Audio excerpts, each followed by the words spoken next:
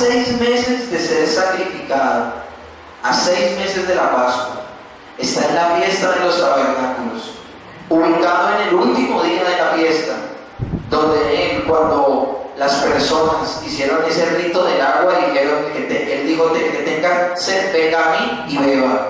Y cuando hicieron el rito de las 2 hogueras, de las 2 fogatas, él dijo: yo soy la luz del mundo, haciéndole entender a la gente que esos símbolos y esos ritos sencillamente señalaban al Cristo, y él dijo claramente: yo soy el Cristo.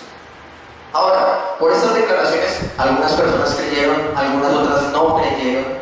Estuvimos dándonos cuenta de algunas características que hay de las personas que son verdaderas creyentes, pero también vimos algunos obstáculos para oponerse al Evangelio. Y esos 2 obstáculos fueron la autojustificación, cuando las personas se creen justas en sí mismas, y el amor al mundo, cuando los códigos de una persona son los que están establecidos en el mundo corrompido en el que vivimos, y no son los códigos morales y escriturales de la palabra. Van a ir en contraposición. Esos van a ser 2 obstáculos tremendos para que una persona pueda atesorar el Evangelio en su corazón. Pero en medio de ese rechazo que hay generalizado, se levantan también algunas personas que dicen creer, que fue el tema que vimos 8 días atrás. Gente que decía creer en Jesús, y es maravilloso que digan: algunos creyeron en Él. Pero más asombrosa es la respuesta que le da Jesús a esas personas que dicen creer en Él, porque Él las confronta y les demuestra que realmente su fe no está basada en la persona de Cristo, sino en lo que Él hace. Están sorprendidas, están descrestadas por lo que Él hace, mas no por lo que Él es. Y eso fue lo que hablamos 8 días atrás.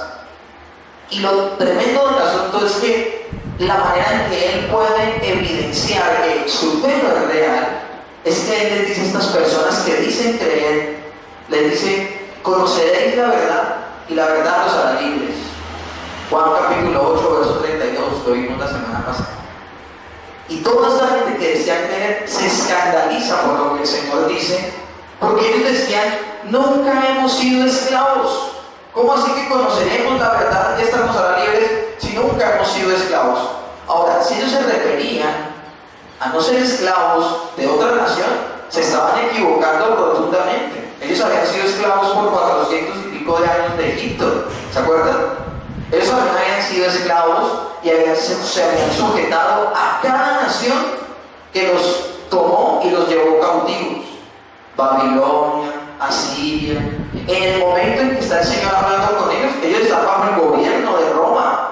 Entonces, si se están refiriendo a no haber sido esclavos o siervos de otra nación, se están equivocando rotundamente. Pero tal vez no están hablando de eso, no están hablando de la parte histórica, tal vez están hablando de lo que el Señor se está refiriendo. ¿A qué se refiere cuando el Señor dice: conoceréis la verdad y la verdad os hará libres? Se está refiriendo al pecado, se está refiriendo a que todos somos esclavos del pecado, todos los seres humanos. ¿Y saben qué hacen estas personas? Se resisten a esa verdad. Y hoy vamos a ver eso con más detalle, pero lo impresionante es que en principio tenemos una característica o como cierta impresión de que eran verdaderos discípulos, pero ahí en contra de la doctrina que el Señor Jesús da, eso evidencia que no eran verdaderos discípulos. Un verdadero discípulo no cuestiona lo que dice el Señor, sino lo atesora como su mayor verdad, porque Jesús no es que sea verdadero, Jesús es el que determina qué es verdad, porque Él es el camino, Él es la verdad y Él es la vida. O sea, que no es que sus palabras tan solo sean verdaderas, no, cada palabra que Él dice define lo que es verdad.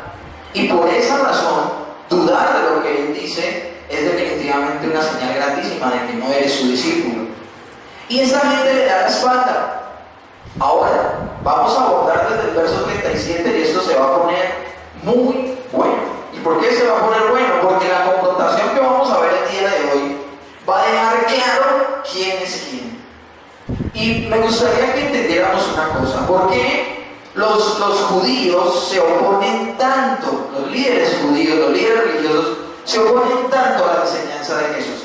El Señor Jesús acaba de decirles a ellos que todo el ser humano es esclavo del pecado y que Él ha venido a liberarlo, porque de otra manera no podríamos tener relación con Dios. Y los judíos creen que ellos tienen relación con Dios por el hecho de ser judíos. Ellos se relacionan en intimidad con Dios el Padre porque nacieron en un lugar geográfico, porque supuestamente son la nación escogida. Y lo tremendo de lo que les estoy diciendo es que muchas personas tienen esa impresión al día de hoy. Hay gente que piensa que cada israelita, cada judío del mundo, por ser judíos, son nación santa. Y no tienen en cuenta que los judíos rechazaron a Cristo. Y hoy vamos a ver lo trascendental de eso que ellos hicieron. Pero para que nos demos cuenta que esto no es un problema de ahora, de pensar que los judíos son el pueblo de Dios por haber nacido allá, nos vamos a dar cuenta que esto es un problema desde el siglo I de la iglesia. Desde ese momento en que el Señor está hablando con los líderes religiosos, ellos tenían esa idea. Yo le voy a leer algo a ustedes de un hombre que se llamó Trifón. Trifón vivió en el siglo I, la iglesia primitiva iniciando. Alguien que se opuso a Trifón fuertemente fue Justino Mártir. Se le llama Mártir a Justino porque precisamente él defendió la fe cristiana y fue martirizado por eso. Amén. Miren lo que decía Trifón, miren esta locura, que era lo que creían los judíos de la época. El reino eterno se otorgará a los que son simiente de Abraham. El término simiente significa descendiente, ¿ok? El reino eterno se otorgará a los que son de la simiente de Abraham según la carne, aunque sean pecadores e incrédulos desobedientes a Dios. Y esto lo enseñaban desde el siglo I. Ahora, de alguna manera, eso ha permeado a la iglesia porque la iglesia al día de hoy cree que cualquier judío es santo porque nació allá. ¿Me comprenden? Y cuidado con decir algo de él porque es que, mejor dicho, es tocar a la niña en los ojos y decir eso es algo delicado. Hoy puedo decir en este momento muchas cosas al respecto, pero más bien voy a permitir, y creo que es lo correcto, esa es la escritura y el mismo Señor Jesucristo quien diga qué piensa al respecto. Eso era lo que creían todos los judíos. Ellos creían que Abraham estaba en la puerta del infierno, impidiendo que ningún judío entrara allá. O sea, todos estaban entrando al infierno, todos estaban en el infierno, y Abraham diciendo, este no, este sí los apartaba. Ellos pensaban eso. Concepción totalmente falsa, porque el día de hoy vamos a ver cómo el Señor despedaza, porque esa es la palabra, despedaza esa teoría. Incluso dejará a los judíos en una posición que ellos jamás creerían estar. No solamente va a destrozar ese pensamiento de ellos, sino que los va a ubicar en su lugar. Y su lugar es una terrible realidad que ellos ni se imaginan. Pero comencemos con Juan capítulo 8, de 37 a 38. Sé que sois simiente de Abraham, mas procuráis matarme, porque mi palabra no cabe en vosotros. Yo lo que he visto cerca del Padre hablo, y vosotros hacéis lo que habéis oído cerca de vuestro Padre. Vamos a hacer una diferencia, porque el Señor Jesús les está diciendo a ellos, les está dando la razón en algo. Les está diciendo, sí, yo sé que ustedes son simiente de Abraham. Yo sé que son simiente, pero Él va a hacer una aclaración. Él va a decir que es diferente ser descendiente de Abraham a ser ¿qué? Hijo de Abraham. Jesús no pone en tela de juicio que sean descendientes de Abraham, pues ¿quién lo va a hacer? Pero sí dejará muy en claro que es muy diferente ser hijo a ser descendiente. El concepto que ellos tenían por ser descendiente era que ellos, por haber nacido allí, inmediatamente tenían una comunión y amistad con Dios. Inmediatamente la tenían. Ahora, esto no es una situación hecho enteramente de los israelitas. Tú sales a la calle y toda la gente cree que tiene comunión con Dios. ¿Ok? ¿Sabes lo que se ve? Pero ellos pensaban en particular, porque ellos habían sido un pueblo escogido por Dios. Entonces decían, por ser israelitas, por ser judíos, somos descendientes de Abraham directamente y por eso tenemos amistad con Dios. Ahora, el Señor va a empezar a derribar esos argumentos, porque les va a decir es diferente ser descendiente a ser hijo, cosa que aún los líderes judíos religiosos sabían, porque aún al interior de la descendencia de Abraham, la Biblia nos muestra que no todos los descendientes de Abraham se les llamó hijos de Abraham y tuvieron comunión con Dios. ¿Cuál caso particular se les viene a la cabeza? Abraham tuvo muchos hijos y tuvo gran descendencia. En particular tuvo dos hijos que fueron de los más famosos, Ismael e Isaac. ¿Y a quién se le llama que son hijos de Dios? ¿A los descendientes de Ismael? Solo a Isaac. O sea que los judíos eran conscientes de eso. Miren lo que dice Génesis 21:12. Entonces dijo Dios a Abraham: no te parezca grave a causa del muchacho y de tu sierva. En todo lo que te dijere Sara, oye su voz, porque en Isaac te será llamada descendencia. ¿Qué sucede aquí? Ustedes saben, Abraham tiene un hijo con su sierva Agar, este es Ismael, y esto trae un conflicto entre los dos hijos. Había un predominio de Ismael por ser mayor sobre Isaac, y Sara, al ver cómo el mayor le lastima y se aprovecha del menor, le dice: echa a tu sierva y a su hijo. Abraham no concibe esa idea porque es su hijo, pero Dios se la presenta y dice: hazle caso a Sara. ¿Qué hace Abraham? Le garantiza una vida y un nombre a Ismael, pero lo echa fuera y lo aparta de él. Nunca vemos a un Abraham interesado en que el Dios de Abraham sea el Dios de Ismael. De hecho, al día de hoy nos damos cuenta que los ismaelitas tienen otra religión que no es el cristianismo. Entonces nos estamos dando cuenta que no todos los descendientes se les puede llamar hijos. Amén. Pero vamos más adelante. Dice: en Isaac te será llamada descendencia, refiriéndose a la relación que tiene Dios y su pueblo. Porque siguiente ya se va a empezar con el paso del tiempo y de la revelación progresiva en las Escrituras.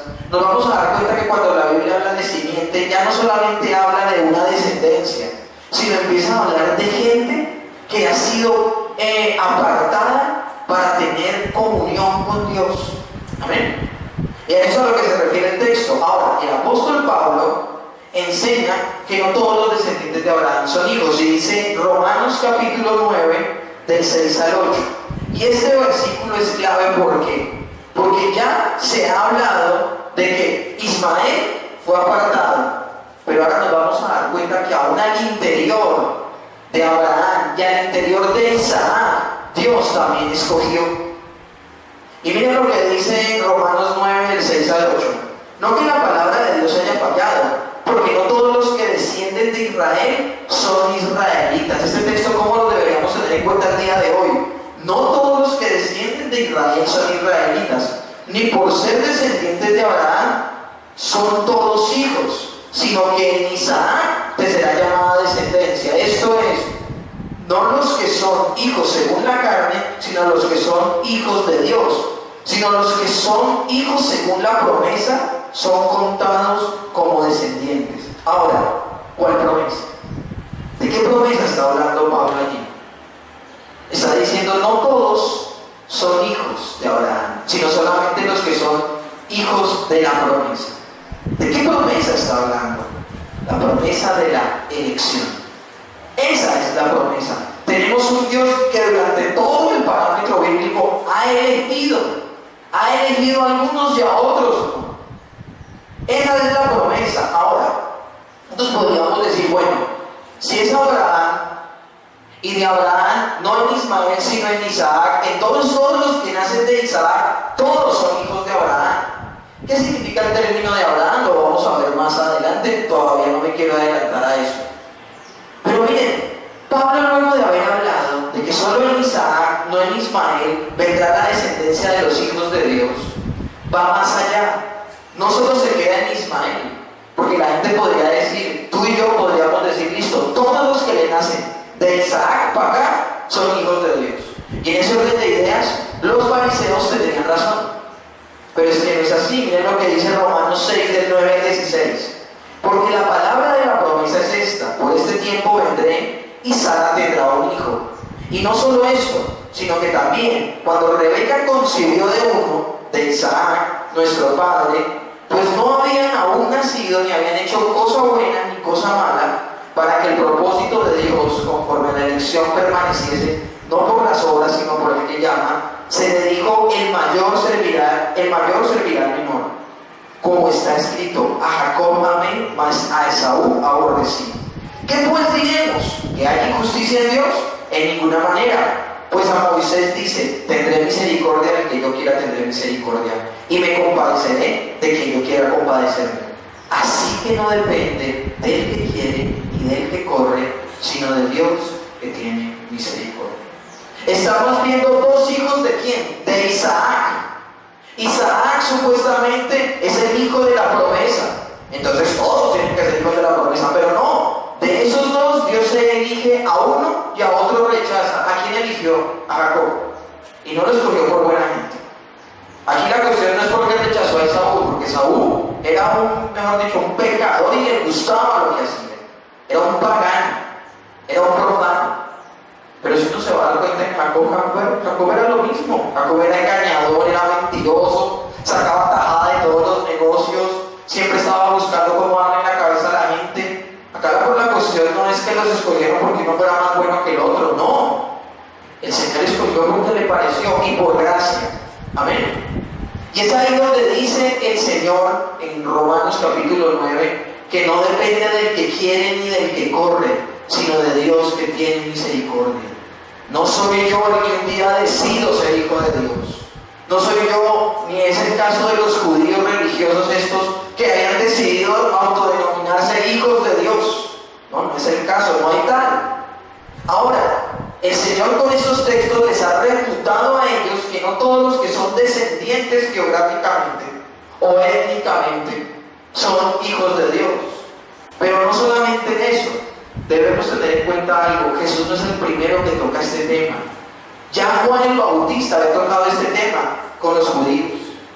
Miren lo que le dice Juan el Bautista a los líderes religiosos cuando él vivía todavía.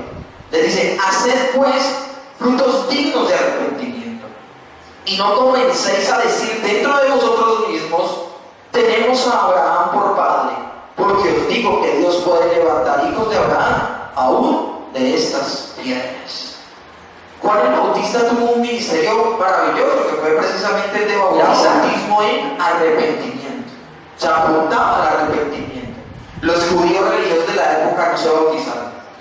Y no se bautizaron, ¿por qué? Porque el bautismo realmente es diseñado para los que no son judíos, no para los que son gentiles, y se querían judaizar. El judío veía tan bajo, veía tan mal al gentil, o sea, la gente de otras naciones. De pronto una gente de otra nación, un sirio, que quería cambiar al judaísmo, a tomar la religión judaica como su religión. Entonces a él le tenían que pasar por un proceso, y era el bautismo.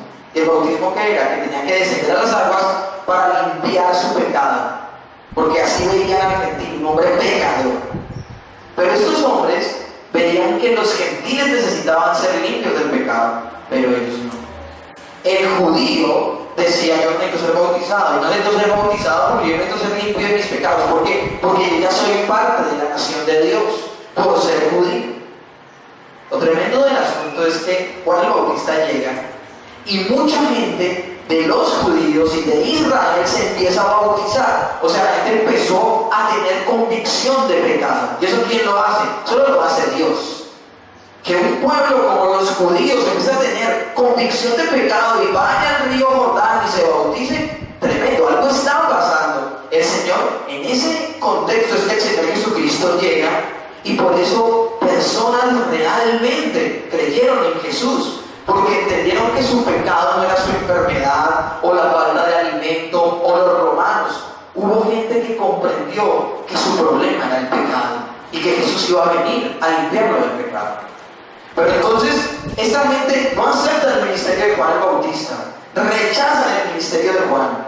Y acá el Señor les está diciendo a ellos precisamente esto, les está recordando lo que Juan el Bautista. El Señor le es fácil levantar hijos de Abraham de las piedras. Entonces no es gran cosa, pero me llama la atención lo que le dice Juan el Bautista. Le dice: ¿quién les enseñó a huir de la ira venidera? La ira venidera es la ira de Dios sobre el pecado. ¿Y saben cómo es la única manera de calmar la ira de Dios sobre nuestro pecado? A través de la persona de Jesucristo. Y si una persona no acepta, tiene un problema de pecado, pues nunca va a necesitar de un Salvador, que fue lo que vimos en el tema de la autojustificación. Es por eso que estamos aquí ubicados, es por eso que estamos aquí posicionados. Juan 8:37, la parte A dice: sé que soy simiente de Abraham. Está hablando Jesús y le está diciendo: descendientes sí, hijos no. ¿Ustedes saben cómo puede estar recibiendo un judío eso? Como un judío que se cree mejor que todas las naciones, que cada vez que Isaías hablaba algo acerca del pueblo de Dios, ellos acaban pecho diciendo: ellos somos nosotros, están hablando de nosotros. ¿Ustedes saben cómo se debería estar sintiendo un judío entre las declaraciones del Señor? Que el Señor diga: descendientes sí, hijos no. Como diciéndoles, el Señor está eligiendo a unos como a Jacob y rechazando a muchos como a Esaú. Juan 8:56 dice: Abraham, vuestro padre, se gozó de haber visto mi día, lo vio y se gozó. ¿Por qué Jesús dice que ellos son descendientes de Abraham, mas no hijos de Abraham? Por una sencilla razón: ellos no hacían las obras de Abraham. ¿Qué hacían ellos? ¿Qué estaban buscando de parte del Señor, hacer con el Señor Jesús los líderes religiosos? ¿Qué querían hacer con él? Lo querían matar. ¿Ustedes creen que Abraham habría querido matar a alguien que venía en nombre de Dios? Entonces díganme, ¿ellos se están comportando como se comportó Abraham? Miren lo que dice Génesis 18, del 1 al 5. Aquí vamos a hablar de cómo una vez se manifiesta una teofanía de Dios en la tierra a Abraham. Y miren cómo reacciona Abraham. Después le apareció Jehová en el encinar de Mamre. Para los que no entiendan, una teofanía es una manifestación física de Dios en la tierra. Una teofanía puede ser que toma la forma de un hombre. En el caso del bautismo del Señor, cuando el Espíritu Santo toma la forma corporal de una paloma, ¿ok? Una teofanía es cuando Dios toma una forma física. La zarza ardiente, por ejemplo, de Éxodo 3, es una teofanía. A veces toma forma de persona, a veces toma forma de una zarza, o a veces toma forma de un animal, como fue en el caso de una paloma, ¿ok? Pero todas esas son teofanías. En este momento está tomando la forma de un hombre. Y dice: después le apareció Jehová en el encinar de Mamre, estando él sentado a la puerta de su tienda en el calor del día. Y alzó sus ojos y miró, y aquí 3 varones que estaban junto a él.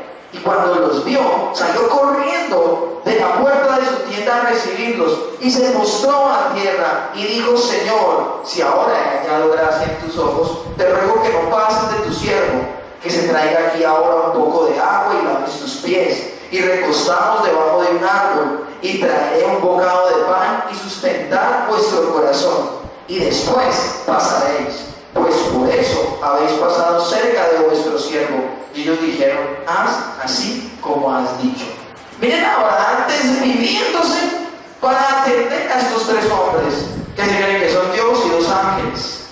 Y él se está desviviendo. Ahora, en ese pasaje es donde Dios le dice a Abraham que va a destruir a Sodoma. Es en ese pasaje donde Abraham intercede por su sobrino Lot.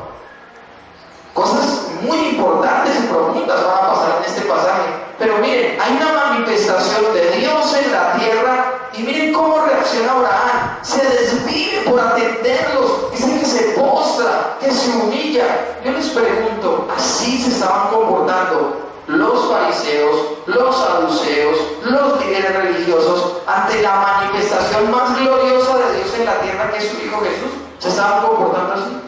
Entonces ellos mismos con su comportamiento están demostrando que no son hijos de Abraham. En la cultura judía, al decir yo soy hijo de, uno lo que estaba diciendo es: como fue mi padre, soy yo. Eso significa soy hijo de. Ese es el peso que hay en la cultura oriental cuando se dice hijo de. Ellos por un lado odiaban la manifestación y palabra de Dios, pero por otro lado Abraham amaba la manifestación y la palabra de Dios. Son 2 polos Juan 8:37, la parte B dice: sé que sois simiente de Abraham, mas procuráis matarme porque mi palabra no haya cabida en vosotros. ¿Y por qué no haya cabida la palabra de Dios en el corazón de estos líderes religiosos? Ellos, teniendo a Dios hecho hombre delante de sus narices, odiaron su manifestación porque no podían aceptar su mensaje. ¿Y por qué no podían aceptar su mensaje? Porque el mensaje que traía el Señor es que el hombre estaba perdido en sus delitos y pecados y necesitaba un Salvador. Y ellos pensaban: yo no estoy perdido en mis delitos y pecados, yo no soy esclavo del pecado. El único problema que tenemos es los romanos, que estamos esperando un Mesías que nos salve, no del pecado, porque ese no es nuestro problema, sino necesitamos un Mesías que nos salve del poderío romano. O sea, no había cabida en sus corazones para un Mesías como era Jesús. Verso 38 dice: yo hablo lo que he visto cerca del Padre, y vosotros hacéis lo que habéis oído cerca de vuestro Padre. Aquí ya él empieza a decirles lo que quiere decirles.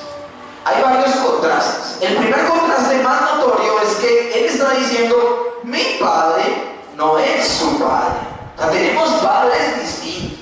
Es el primer contraste que él muestra.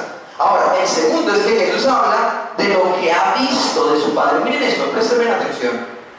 Jesús habla de lo que ha visto de su Padre. O sea, el testimonio de Jesús es un testimonio de primera mano. Es un testimonio que no le han contado. Él toda la eternidad, ¿con quién vivió? Con el Padre y el Espíritu Santo. O sea, una comunión íntima y plena de la Trinidad eternamente. Dice la Biblia: en el principio era el Verbo, y el Verbo era con Dios, y el Verbo era Dios. Está hablando de una plenitud. Jesús está hablando no lo que alguien le contó acerca del Padre. Jesús está hablando lo que vio y vivió de primera mano acerca del Padre. Pero miren el contraste. Yo hablo lo que he visto cerca del Padre, y vosotros hacéis lo que habéis oído cerca de vuestro Padre. ¿Qué está sucediendo aquí? Por un lado, el Señor está dando un testimonio firme, completo, absoluto y veraz de nuestro Padre Dios. Pero los fariseos hacían lo que ellos oían pensando que venía de Dios. Un testimonio no certificado, ni teniendo la seguridad de que venía de Dios, pero ellos lo tomaron como que fuera de Dios. ¿De dónde ellos sacan que ellos no necesitan un Salvador porque están libres de pecado? Eso no se los está inspirando el Espíritu Santo. La Biblia dice que el Espíritu Santo te convencerá de qué: de pecado, de justicia y de juicio. O sea, ¿a ellos quién les está hablando? ¿Están comprendiendo lo profundo de este asunto? O sea, ¿de dónde ellos sacan la idea de que no son esclavos del pecado? Cuando es una realidad en el género humano. ¿De dónde ellos están sacando la idea de que su problema son los romanos? Ellos sencillamente están escuchando una voz a la cual le atribuyeron ser Dios, pero no es Dios. Si su padre fuese Abraham, aceptarían la voz de Dios y aceptarían que la voz de Dios era Jesucristo. No resistirían a las palabras del Señor. Miren solamente estos textos: Juan 17:17, Juan 8 del 26 al 28, Juan 12:50 y Juan 14:10 nos hablan de que el Señor dice todo el tiempo: no hablo mis palabras, hablo las palabras que el Padre me ha dado que les hable a ustedes. Era una sujeción de Jesús a su Padre, donde Él se cuidó de no hablar su propio mensaje. De hecho, Él dijo: el que habla su propio mensaje, su propia gloria busca. Pero Él no buscaba la gloria suya, Él buscaba la gloria del Padre, y por eso hablaba el mensaje del Padre. El verso 39 dice: respondieron ellos y le dijeron: nuestro padre es Abraham. Ellos están dando cuenta que el Señor está diciendo: yo tengo un padre diferente al de ustedes. Ellos la están cogiendo. Ellos están dando cuenta que Él está poniendo en tela de juicio que sean hijos de Abraham. Y ellos mejor dicho, se paran en su posición y dicen: respondiendo dijeron: nuestro padre es Abraham. No solo entendieron muy bien las palabras de Jesús, entendieron que Jesús estaba cuestionando su paternidad. Y ellos tercamente dijeron: no, no es así. Seguían contradiciendo lo que Jesús decía. O sea, cada vez que ellos hablaban, le daban más veracidad a las palabras de Jesús. Si ustedes fueran hijos de Abraham, harían caso a lo que yo les estoy diciendo, porque yo estoy hablando de parte de Dios. No, entonces cada vez están dándole más la razón. Verso 39, parte B, dice: Jesús les dijo: si fueras hijos de Abraham, las obras de Abraham harías. Pregunto, ¿cuáles son las obras de Abraham? ¿Por qué es conocido Abraham en el parámetro bíblico? ¿Cuáles son las obras de Abraham? Se resume en una: la fe. Se fue de su tierra creyéndole a Dios. El Señor le dice, cuando estaba más viejito, que va a tener un hijo, y ese hijo va a tener una gran descendencia. ¿Y qué hace Abraham?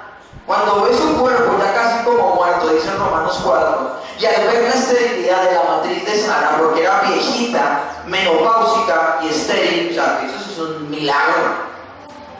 ¿Y saben qué hace Abraham? Le cree a Dios. Nace a Isaac, no alcanza a tenerlo 12 años, cuando el Señor dice: sacrifícamelo. Y él le cree a Dios y va a sacrificar al niño. Él tiene tanta fe en el Señor que dice: bien, yo sacrifico a mi hijo como me dice el Señor, y como aún no se ha cumplido la promesa de que en Isaac me vendrá una gran descendencia, yo creo que el Señor tiene poder aún de resucitar a Isaac después de haberlo matado. Esa era la fe que tenía Abraham. Ahora, él no tuvo que sacrificar a su hijo.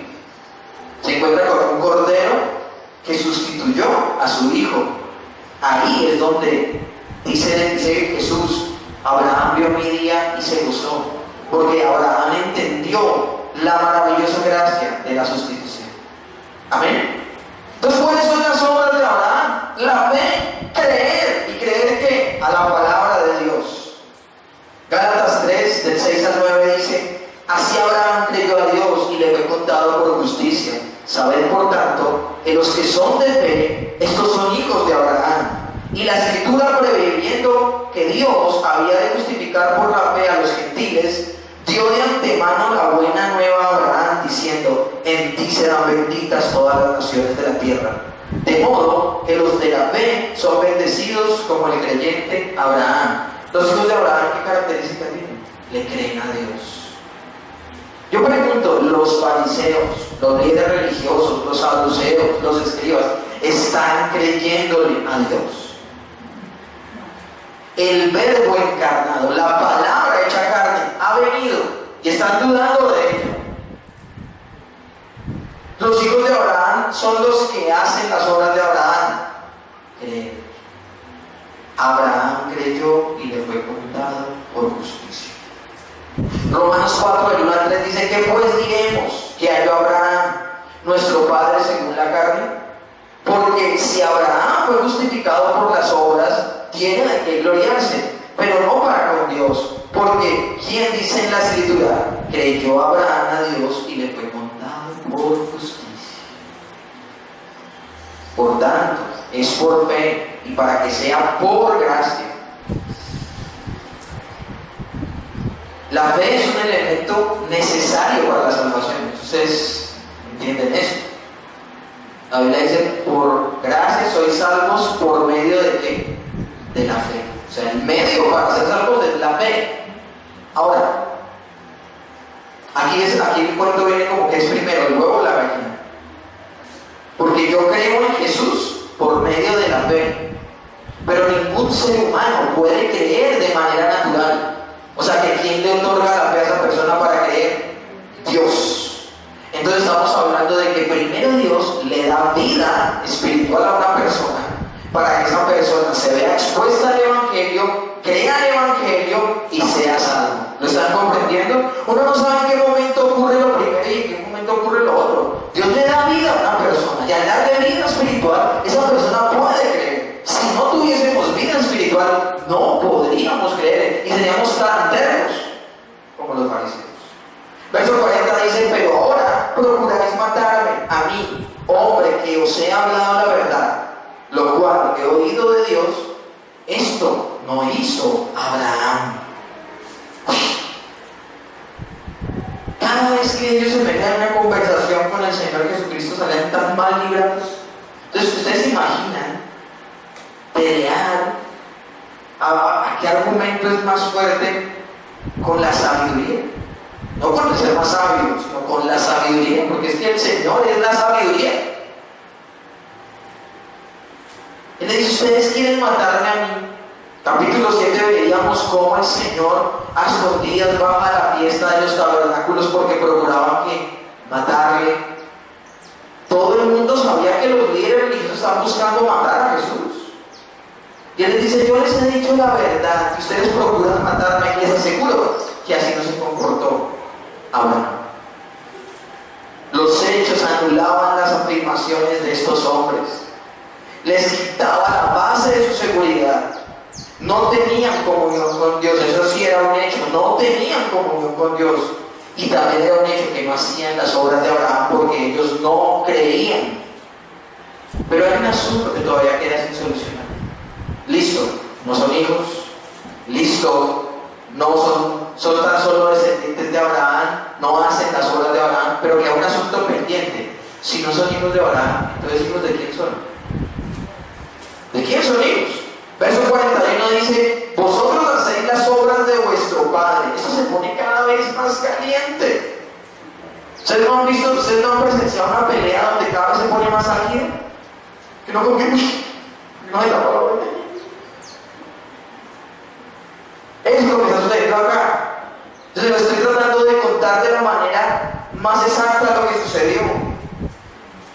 Vosotros hacéis las obras de vuestro padre. Entonces le dijeron: nosotros no somos nacidos de fornicación, un padre tenemos que es Dios.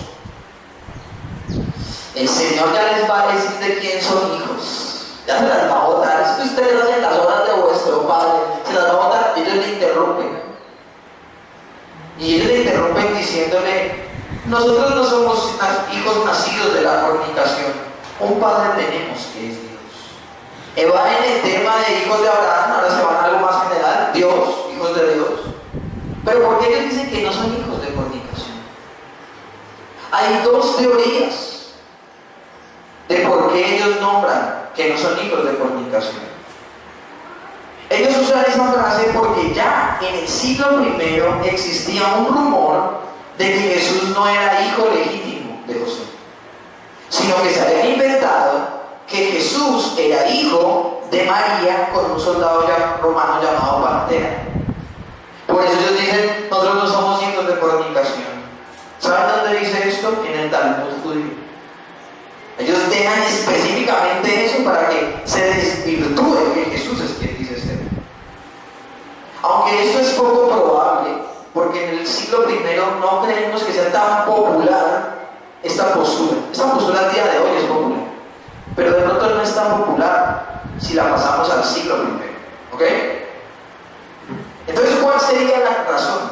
Pues la razón es la siguiente: los líderes judíos, por ser de Judá, ellos permanecieron fieles a la religión judía.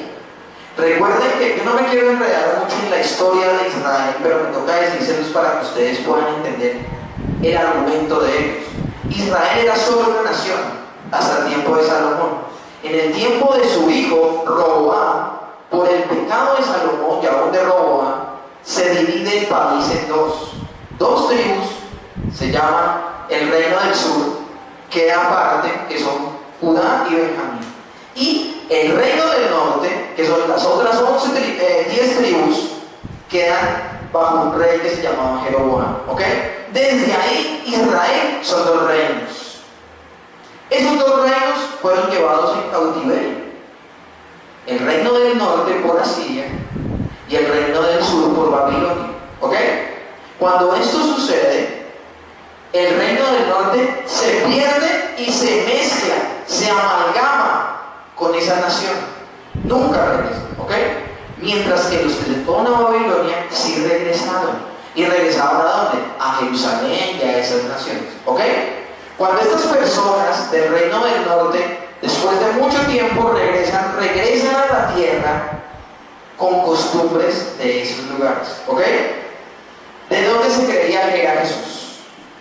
Jesús se creía que era de Galilea, porque se lo llaman como Jesús de Nazaret. ¿Pero de dónde era Jesús? Jesús era de un sector que había permanecido fiel y sin contaminarse a las tradiciones de la Biblia. ¿Amén? ¿Me están comprendiendo? Entonces, cuando dicen no somos hijos de fornicaciones, nunca nos mezclamos con otras naciones. Mientras que usted es un pobre galileo, somos judíos de pura cepa. No los menospreciaban tanto como menospreciaban a los samaritanos, pero sí los menospreciaban en momentos de debates teológicos como estos. Cuando se quedaban sin argumentos, no, es que soy nazareno y yo soy judío. Pero ellos sabían, ignoraban que Jesús era de Belén. Verso 42, Jesús entonces les dice: si vuestro Padre fuese Dios, ciertamente me amaríais, porque yo de Dios he salido y he venido, pues no he venido de mí mismo, sino que Él me envió. El Hijo de Dios ama. Escúchenme bien, cuando hablo del Hijo de Dios no estoy hablando de Jesús, hablo de todo Hijo de Dios. Porque ellos están diciendo, hijos de Dios somos. ¿Me están comprendiendo? Entonces, una característica de un hijo de Dios es que ama al enviado de Dios.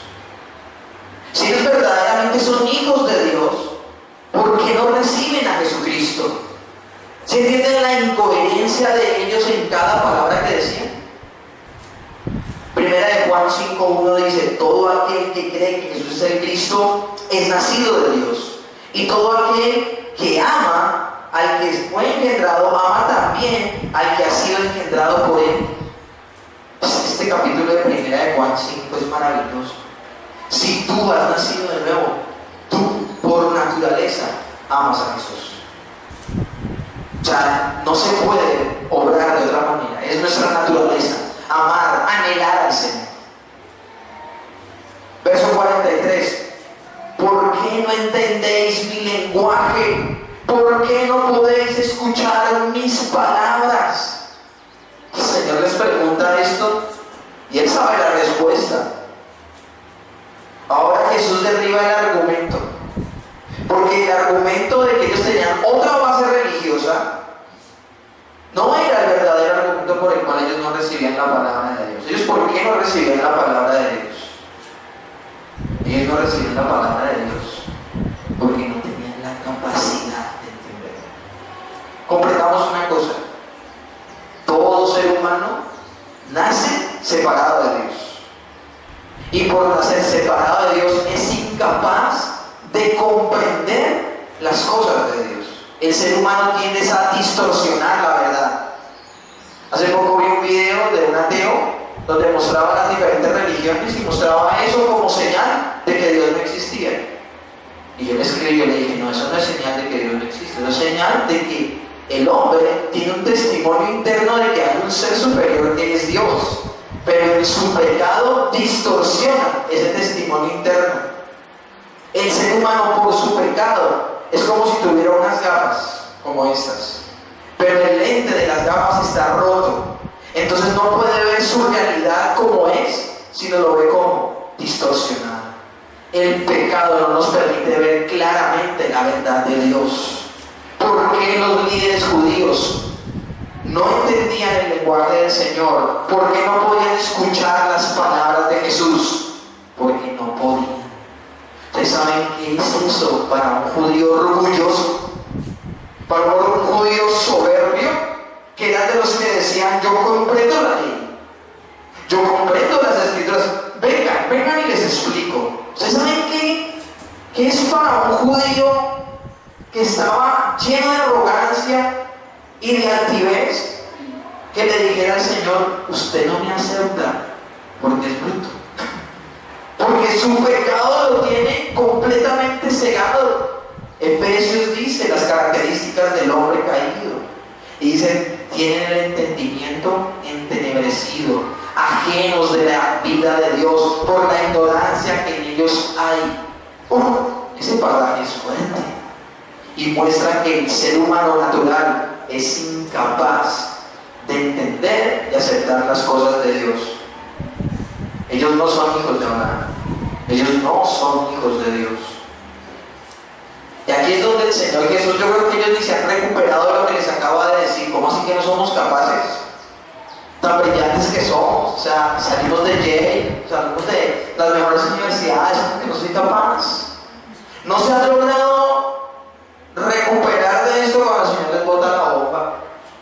Porque ya les va a decir de quién son hijos. Verso 44. Vosotros sois hijos de vuestro padre el diablo, y los deseos de vuestro padre queréis hacer. Él ha sido homicida desde el principio y no ha permanecido en la verdad, porque no hay verdad en él. Cuando habla mentiras, de suyo habla, porque es mentiroso y padre de mentira. Yo leo este versículo y aquí siempre hago una aclaración cuando estoy predicando. La Biblia yo no la puedo leer solo de manera existencial, o sea, como si fueran las personas en ese momento. La tengo que leer así. Yo soy uno más en medio de ese conflicto. Estoy ahí, al lado del conflicto entre los judíos y el Señor Jesús. Lo estoy viendo de primera mano, pero no solo lo debo ver así. Yo también debo ver de alguna manera cómo aplicar esa verdad a mi vida. Y estos judíos representan a mucha gente en esta época. Porque muchas personas asumen tener una relación con Dios. Muchas personas asumen de manera natural: Dios me ama. Y me ama como soy. Dios me tiene paciencia. Dios ama a sus pecadorcitos. O sea, no alcanza a imaginarse la cantidad de argumentos que hay alrededor de lo que la gente piensa de Dios.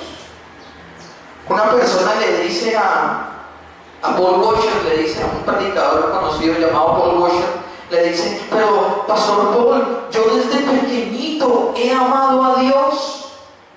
Y él le dice: no, has amado a Dios. Has amado a la pervertida imagen que de pequeñito tenías de Dios.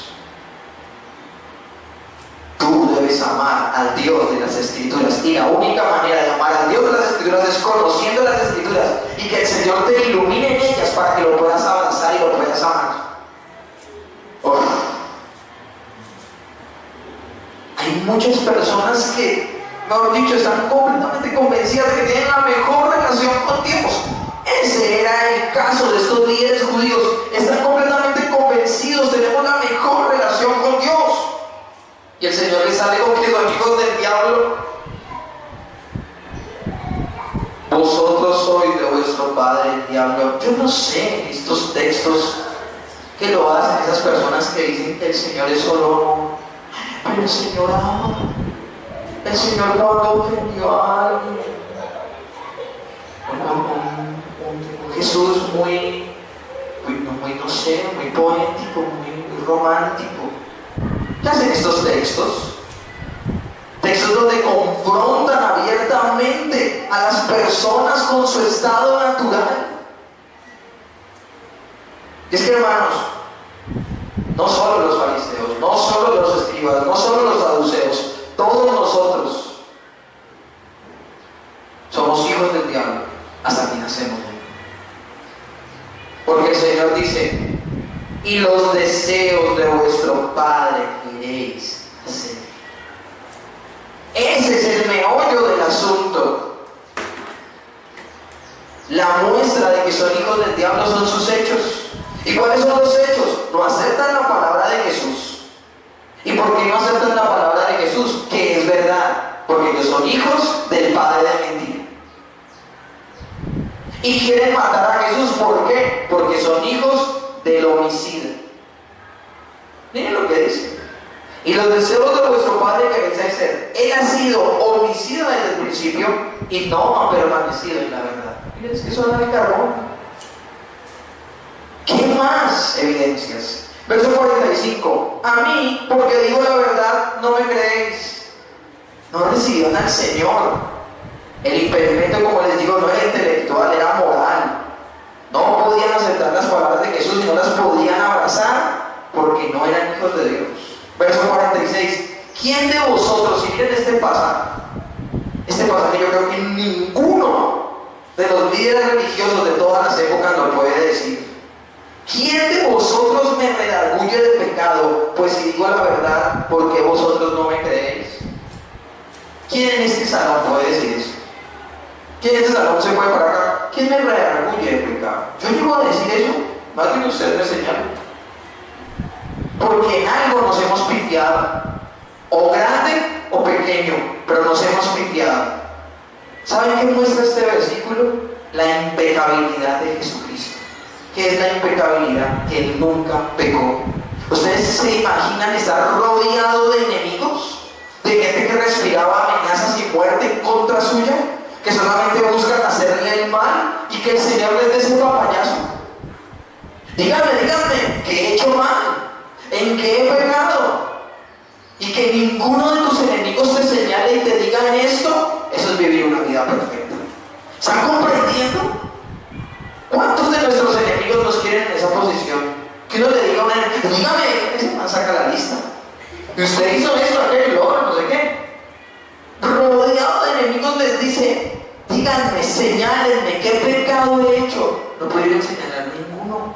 Porque el Señor, aunque era plenamente hombre, también era plenamente Dios. Y Él aborrece el pecado. Ellos se quedan callados. Y le dice, ¿quién me redarguye de pecado? Nadie. Bueno, entonces eso quiere decir que todo lo que he dicho es que, porque es que la mentira es un pecado. Yo lo que me han dicho es que eso es mentira. Bueno, si no me han redarguido de nada, y entre eso está incluido de que no digo mentiras, entonces hablo la verdad. Si hablo la verdad, ¿por qué no me creen? Es que pecar con el Señor es irse por qué. Esta gente estaba completamente en evidencia. Verso 47. El que es de Dios, las palabras de Dios oye. Por esto no las oís vosotros, porque no sois de Dios. Ese es el cierre. Esa es la tapa. Hoy traté de ser muy dinámico, porque quiero llegar pronto a las aplicaciones, sin degustar, sin dejar de degustar el texto bíblico como lo hemos visto el día de hoy. Tengo que leer este versículo otra vez. El que es de Dios, la palabra de Dios que oye. Por esto no las oís vosotros, porque no sois de Dios. ¿Saben qué hizo el Señor? Les dio la vueltita a los oídos. ¿Qué hizo esa gente? Callados, ¿qué más puede decir? Ahora, ¿qué aplicación le puedo yo dar a esto? Soy hijo de Dios porque creo, pero creo no porque tenga capacidad de creer, sino porque Dios me concedió esa capacidad. Dios me capacitó, es un regalo, una concesión, se llama vida espiritual. Efesios 1:3 dice: bendito sea el Dios y Padre de nuestro Señor Jesucristo, que nos bendijo con toda bendición espiritual en los lugares celestes, en Cristo, según nos escogió en Él antes de la fundación del mundo, para que fuésemos santos sin mancha delante de Él, en amor, habiéndonos predestinado para ser adoptados hijos suyos por medio de Jesucristo, según el puro afecto de su voluntad. El puro afecto de su voluntad. Hay la necesidad de que las personas conozcan lo que la Biblia dice acerca de ellos. ¿Qué dice la Biblia acerca de los seres humanos? Que son espectaculares, que somos campeones, que todo lo que hagamos va a prosperar. ¿Eso es lo que dice la Biblia acerca de los seres humanos? ¿Qué es lo que dice en principio la Biblia acerca de los seres humanos? No sé si ustedes comprenden, pero si yo tengo una antropología incorrecta del ser humano, mi teología va a ser incorrecta. Si yo veo al ser humano como un ser espléndido, si veo al ser humano como un ser muy capaz, si veo al ser humano como alguien que tiene en sus manos la capacidad de llevarse a sí mismo a Dios, seré un fariseo, seré un líder judío y menospreciaré a Cristo. Pero si yo tengo la clara escritura en mi corazón, y la escritura en todo el parámetro bíblico dice una cosa: somos incapaces, somos incapaces, somos incapaces. Estamos muertos espiritualmente, somos esclavos del pecado y somos ciegos. No podemos ver la verdad. Triplemente problemados. Hacer una tarjetita así en Navidad. estás muerto espiritualmente, eres esclavo del pecado y eres ciego, nunca cambies. Ese es el estado del ser humano, y la persona entiende eso solo cuando le ilumina a Cristo. Cuando se ve en ese estado, corre a Cristo y lo abraza. ¿Por qué los líderes religiosos le dan la espalda? Porque ellos decían, nosotros no somos ciegos. Eso lo vamos a ver ahorita en Juan capítulo 9 de manera maravillosa, porque aquí está hablando de la esclavitud del pecado. Juan capítulo 9 habla de la ceguera espiritual y de manera espléndida. Ellos decían, nosotros vemos, nosotros no estamos esclavos del pecado, nosotros no estamos muertos en nuestros delitos y pecados. ¿De qué hablan? ¿Y qué hacían? Le daban la espalda al Salvador. Esta verdad mueve el piso, la verdad de que estamos tan mal, mueve el piso a las personas. Tú le predicas esto a una persona que no ha nacido espiritualmente y sabes cómo reacciona, se escandaliza. Tú te sientas con una persona y dices, mire, y le empiezas a predicar. Ahora, nosotros, nuestro llamado no es a saber quién es elegido y quién no. Nuestro llamado ha sido a predicar el Evangelio. Yo hoy estoy predicando esta palabra y hay personas que vienen por primera vez. Y a mí no me compete, la voy a suavizar, la voy a... No, nada, sencillamente lo que hago es predicar la palabra de Dios. Y Dios obrará.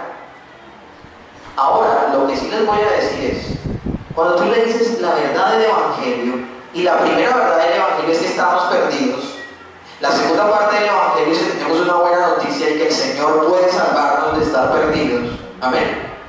El Evangelio no tendría sentido, no necesitaríamos un Salvador si no estamos perdidos, no necesitaríamos de alguien que nos salve si estamos a salvo. Hay dos posiciones, hay gente que abraza esa verdad, porque al sentirse perdidos finalmente se sienten a salvo. Pero hay gente que ya se siente a salvo, que con ese mensaje se va a ofender. ¿Malo yo? Yo no soy malo, mi papá era el malo, yo he sido diferente a mi papá. Porque la gente se compara con otros seres humanos, no con el Señor. ¿Saben por qué Martín Lutero abrazó esta verdad? Martín Lutero tenía una carga constante con su pecado. En el monasterio donde él estaba, sus confesiones duraban 3 horas. Tenía cansados a sus confesores. Los confesores le decían, Martín Lutero es un ocioso que prefiere estarse confesando que haciendo los oficios del lugar donde estaba. Pero no era eso, era que él tenía una carga y un lastre con el pecado. Decía él que duraba 3 horas confesándole sus pecados a su confesor y salía y no había dado 10 pasos cuando ya tenía un mal pensamiento y se devolvía. Y no es exageración de Martín Lutero, así somos todos los seres humanos. Todos los seres humanos pecamos. ¿Por qué entonces nos ofende tanto que la Escritura no lo diga? El que se ofenda con esta verdad no es hijo de Dios. Y ahora recordemos, con esto finalizo, los evangelios no son biográficos, los evangelios son intencionados. Cuando un libro es una biografía, tiene la obligación de contar los hechos como sucedieron. ¿Me comprenden? Mientras que un evangelio cuenta los hechos como sucedieron, pero no como la biografía. La biografía lo cuenta cronológicamente. Mientras que el evangelio cuenta los hechos como sucedieron, pero con una intención. Es el caso de Juan. El evangelio de Juan no cuenta todos los milagros que hizo Jesús, sino que selecciona ¿cuántos? 7. Y los selecciona con un propósito. ¿Están comprendiendo la diferencia? ¿Y cuál es el propósito del evangelio de Juan? El propósito del evangelio de Juan es que la gente crea que Jesús es el Cristo y creyendo en Él tengan vida en su nombre. Ese es el propósito. Y todo el enfoque del evangelio es ese.